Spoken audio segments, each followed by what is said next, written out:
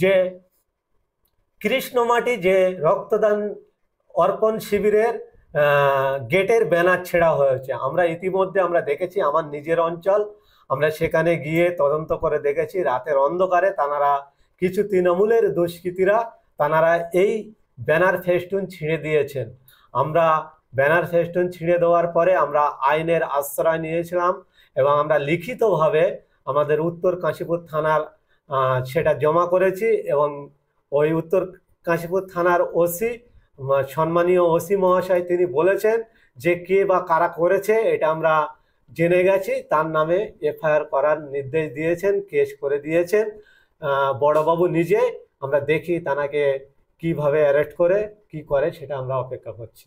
একেবারে গতকালকে আক্রান্ত পরিবারের সঙ্গে দেখা করতে গেলে নওশাদ সিদ্দিকী, এবং তার সাথে সাথে একটা প্রশ্ন হচ্ছে যে ওই এলাকার বিধায়ক যিনি পরশুরাম দাস, রীতিমতো তার তো সেই পরিবারের সঙ্গে দেখা করার কথা ছিল, নওশাদ সিদ্দিকী কেন সেখানে যাবে?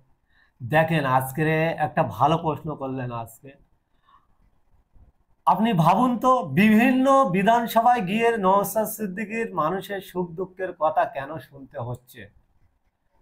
তাদের এলাকার বিধায়ক, তাদের এলাকার জনপ্রতিনিধিদের উপরে তাদের আস্থা নেই কেন?